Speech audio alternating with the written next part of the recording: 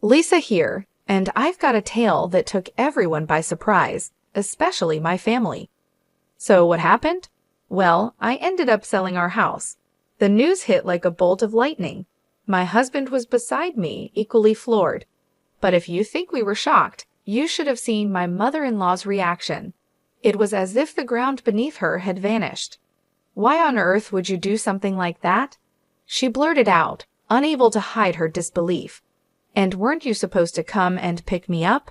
She was staring right at my brother-in-law, Peter, as if trying to piece together a puzzle with missing parts. Her voice was a mix of hurt and confusion, and it was clear she was really upset with Peter's revelation. Peter, trying to smooth things over, urged her to calm down. He began to explain the reasons behind our unexpected decision, but let's backtrack a bit to give you the full picture. My husband Jason and I have been working remotely for a while. We loved the flexibility it gave us, being able to work in a tranquil environment, taking breaks whenever it felt right. It was our little slice of paradise. Then my mother-in-law moved in. Don't get me wrong, we were financially okay, so hosting her wasn't a problem. But soon questions began. Why aren't you two going out to work? She'd ask, eyeing us with a hint of disapproval. Her questions felt like a heavy weight, pulling me down into a sea of doubt. This wasn't new. When she first brought it up, we tried explaining the concept of remote work to her, but it didn't quite stick. But aren't you just playing around? She would challenge us, her tone dripping with skepticism. I've mentioned this to Jason too. Are you even listening? When will you start taking life seriously? What about your future? It was clear she couldn't wrap her head around our lifestyle. I'm so worried. Did I make a mistake coming here? Maybe I should have gone to Peter's place, she'd often lament. Speaking of Peter, he's Jason's brother, married to Olivia, a woman of considerable wealth. Peter's living quite the comfortable life, thanks to Olivia's fortune. We were asked to keep this detail from my mother-in-law, on Peter's request. This situation set the stage for our shocking announcement and the whirlwind of emotions that followed. It was a moment we'll never forget, revealing layers of misunderstanding and concern within our family dynamic. In our family, Peter's home is often talked about as if it's a grand palace from a fairy tale, sprawling and magnificent, quite unlike our modest abode. My mother-in-law frequently dreamt aloud about moving to Peter's place, which she fancied would eventually become her residence. She'd sit by the window, daydreaming of the day Peter would arrive to whisk her away to his mansion. Deep down, we all knew that day was unlikely to ever come. This wasn't just a baseless assumption. There was a time when Jason, trying to look out for his mother's best interest, suggested to Peter that perhaps she could live with him, given his ample space and resources. Peter, however, was quick to dismiss the idea, and so our living arrangement continued as it was, with my mother-in-law often lamenting our remote work as unemployment, unable to grasp the concept of our digital careers. We had grown to accept her views as part of our daily life, not expecting much to change. Then, an unexpected call from Peter threw everything into disarray. He announced he'd be visiting that weekend and promptly ended the call, leaving no room for questions or preparation. Jason and I were taken aback by his abruptness, which hadn't diminished over the years. Our conversation caught my mother-in-law's attention, her face lighting up with hope and anticipation. She was convinced Peter's visit was for her, to finally take her to live in his castle. "Please, help me get ready to move," she urged, pulling Jason towards her room to start packing. Jason, caught in a difficult position, tried to gently correct her misunderstanding. "Mom, Peter didn't mention coming to take you with him. It seems he's visiting because of something else." But she was dismissive, holding onto her conviction that her departure was imminent. "He just forgot to say it, Jason. I'm tired of being here, feeling like nothing more than a housekeeper in waiting. But I won't let that be my fate." We were perplexed by her reaction, unable to grasp where her fears and accusations were stemming from, especially since she had been part of our home, without any demands or expectations of servitude. Her paranoia and disappointment painted a stark contrast to the reality of our life together, highlighting a chasm of misunderstanding we had yet to bridge. My mother-in-law enjoyed a rather comfortable life with us. She woke up at her leisure, wasn't expected to help with household chores, and even received some spending money from us. Despite this, when she expressed a desire to leave, we respected her wishes. We packed her belongings and awaited the arrival of my brother-in-law and his wife. Their visit over the weekend brought a sense of unease. The moment they stepped through our door, something felt off. Their smiles were too forced, their greetings too calculated. My instincts told me trouble was brewing. As if on cue, my mother-in-law appeared, her eyes gleaming with what seemed like triumph.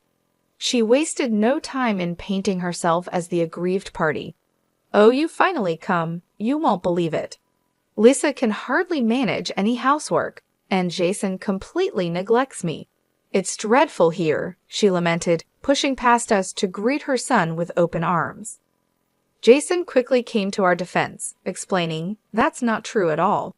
She's been living comfortably here, not needing to lift a finger, and enjoying the meals and space freely." But my brother-in-law seemed unconvinced, suggesting, perhaps out of loyalty or misunderstanding, that Jason and I might be mistreating her without even realizing it. My mother-in-law nodded along, playing the role of the victim perfectly. Despite our frustration, Jason and I kept our cool and welcomed everyone to the living room for tea, trying to maintain a semblance of hospitality amidst the tension. The situation took an absurd turn when my mother-in-law demanded tea, acting as though it was outrageous that she might make it herself, especially in front of her visiting son. Her performance included tears, accusations, and an air of martyrdom that left me too shocked to even respond.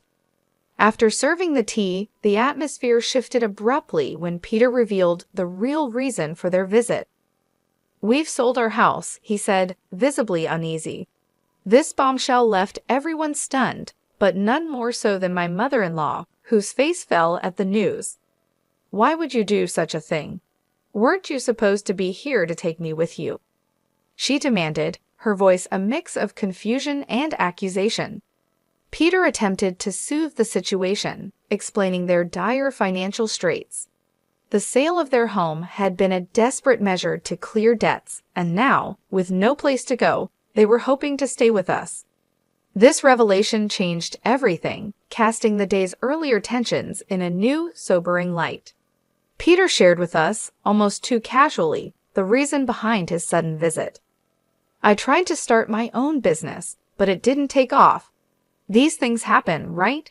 he said, managing to laugh off his predicament. Both Jason and I couldn't help but sigh deeply at his nonchalance. Despite the lighthearted way he spoke, the gravity of the situation was clear.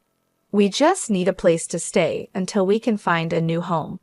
Please, we have nowhere else to turn," Peter pleaded, with his wife nodding in agreement beside him.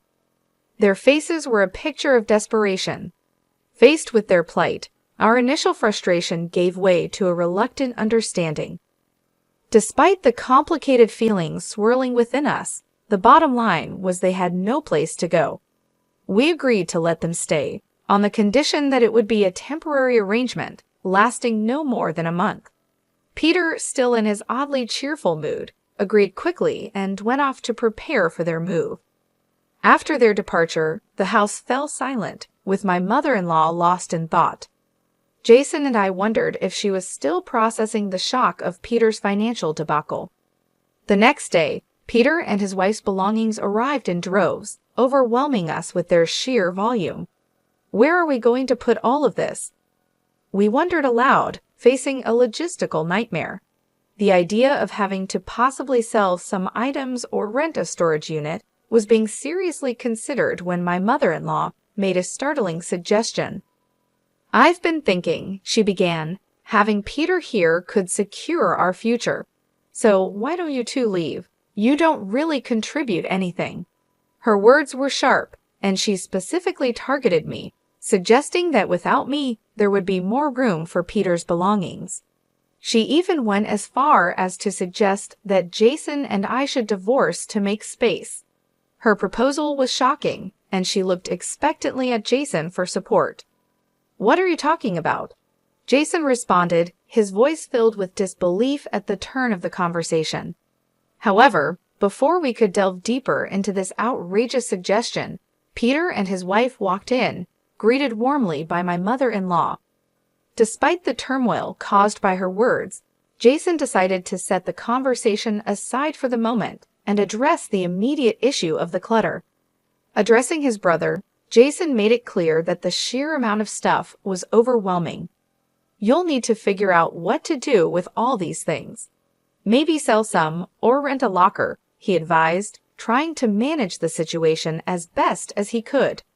Peter, however, didn't take well to this suggestion, showing a hint of annoyance. "These are important items. I can't just sell them. What if they get stolen or damaged in a locker? Are you going to be responsible for that?" This exchange highlighted the selfish streak in Peter, who seemed more concerned about his belongings than the strain their presence was putting on our living situation. Jason, trying to maintain peace, reminded him, "This is our home. It's only fair that you try to accommodate us while you're here. If the arrangements aren't to your liking, it might be best to find another place sooner rather than later."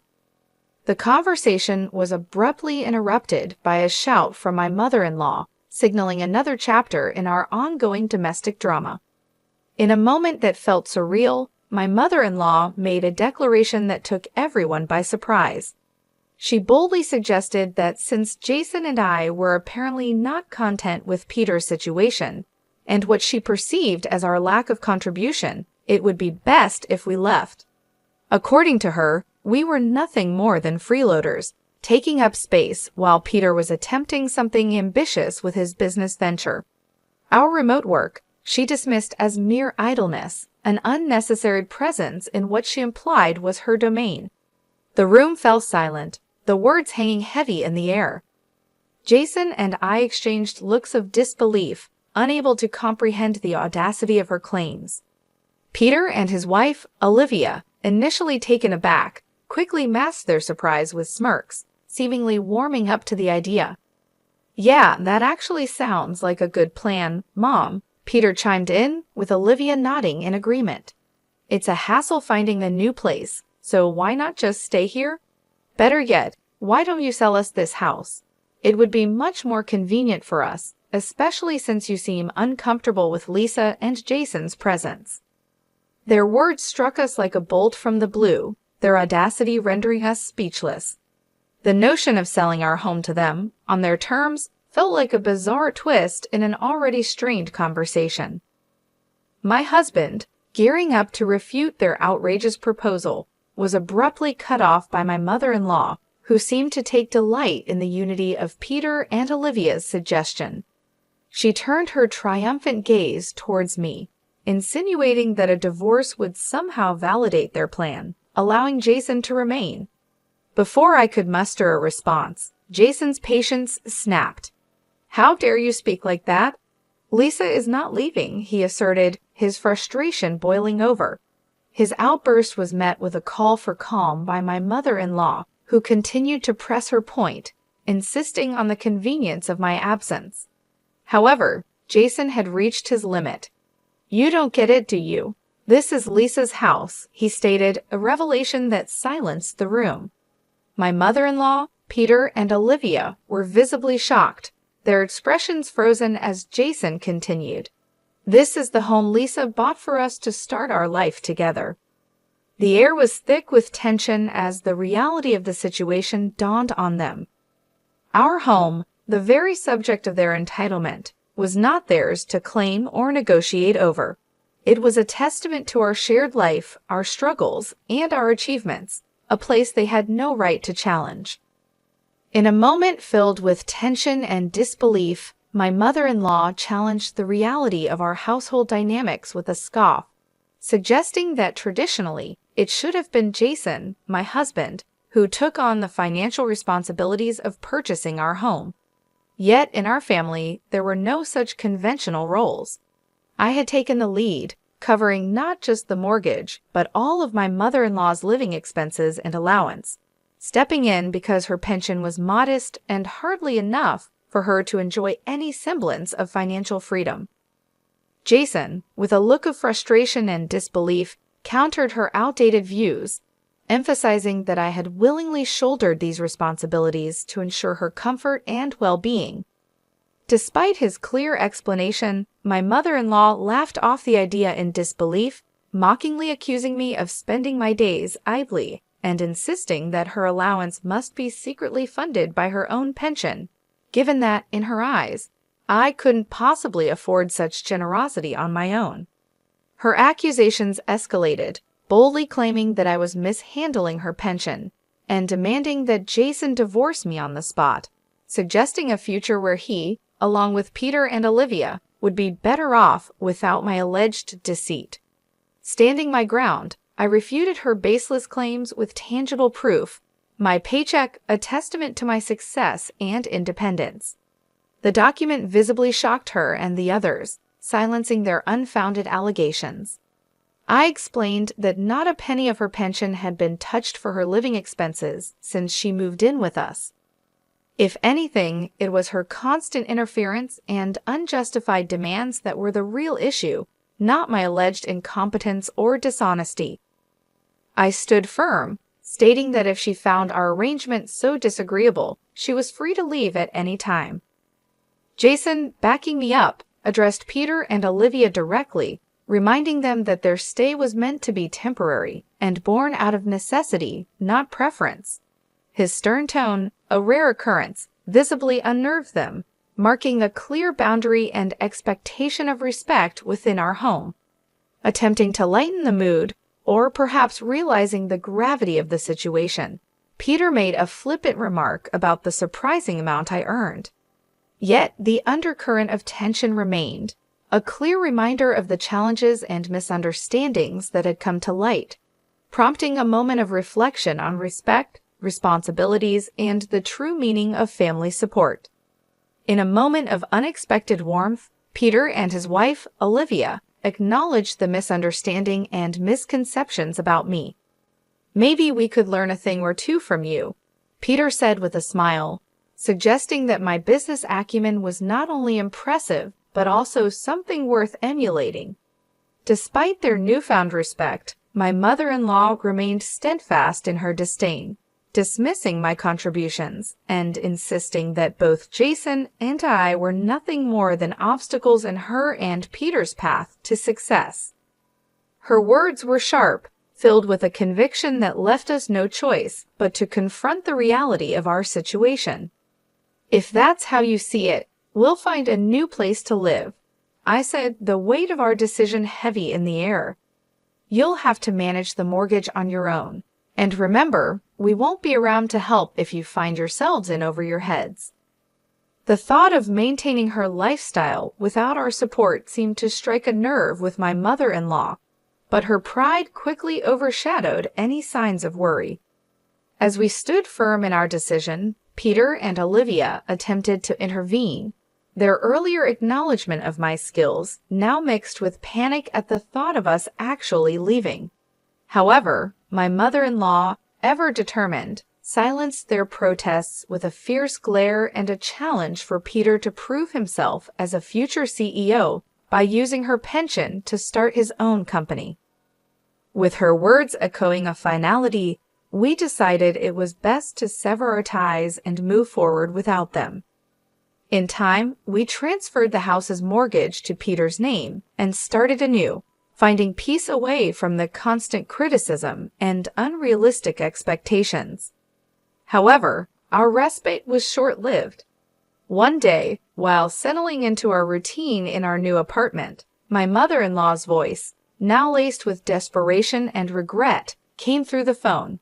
She was crying, revealing that Peter had taken her pension and vanished, leaving Olivia and her to face the consequences of their decisions alone. "Please, can you help us?" she pleaded. After calming her down, Jason sought to understand the full scope of Peter's disappearance.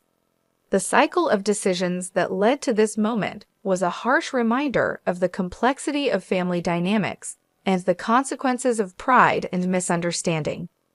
In a heartbreaking turn of events, my mother-in-law revealed that she had entrusted her entire pension to Peter, hoping to support his entrepreneurial dreams.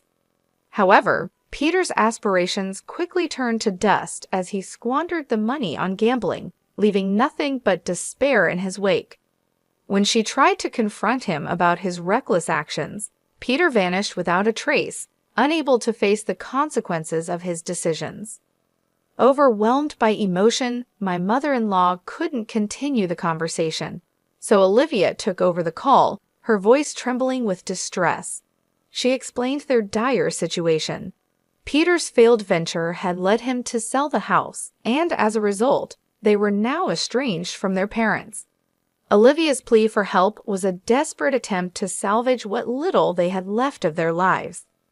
My husband's response was a mix of frustration and resignation. "I knew it," he said, a clear indication of his disappointment in Peter's actions. Despite Olivia's appeals, he made it clear that our assistance would not be forthcoming. We had warned them of the potential consequences before we parted ways, and now they were facing the harsh reality of their choices. My husband advised Olivia to report Peter missing to the authorities, emphasizing that their predicament was no longer our concern. After the call, my husband was adamant that they were experiencing the fallout of their own decisions. Although they reached out to us multiple times, seeking guidance on how to navigate their situation, we kept our involvement to a minimum, advising Olivia to contact the police for help with finding Peter. As it turned out, Peter's disappearance was linked to a far more serious issue than we had anticipated. He was arrested in another state for bank robbery, an act driven by desperation to clear his gambling debts. It wasn't his first run-in with the law, and this time, it seemed certain that he would face significant jail time. Olivia, now stranded with nowhere to turn, remained with my mother-in-law. The prospect of divorce from Peter, though likely among her least concerns, hung in the air as yet another decision she would have to face in the wake of this family tragedy. Olivia found herself navigating uncharted waters, having registered with a temporary job agency. Despite the challenges and being new to the workforce, she's managing to scrape by, making ends meet with her very first job. The situation at home grew more complicated when it came to light that Peter had not only squandered his own future, but also that of his mother. With her pension gone to cover Peter's gambling debts, my mother-in-law was forced into part-time work, a situation she never imagined she'd find herself in, to chip away at the mountain of debt left behind. While my husband and I felt a pang of sympathy for the difficult road Olivia and my mother-in-law were forced to walk, we stood firm in our decision to not provide assistance. We've chosen to sever ties, believing it's crucial for them to face and navigate these challenges on their own. This decision underscores a belief that sometimes experiencing life's sternest lessons is the only way to truly understand and appreciate its value. Despite the turmoil that followed my mother-in-law's stay with us, my husband and I have found solace in the return to our tranquil life. The events that unfolded served as a reminder of the unpredictable nature of life and the importance of making wise choices. As for Olivia and my mother-in-law, they're on a journey of their own, one that is undoubtedly tough, but also filled with opportunities for growth and redemption.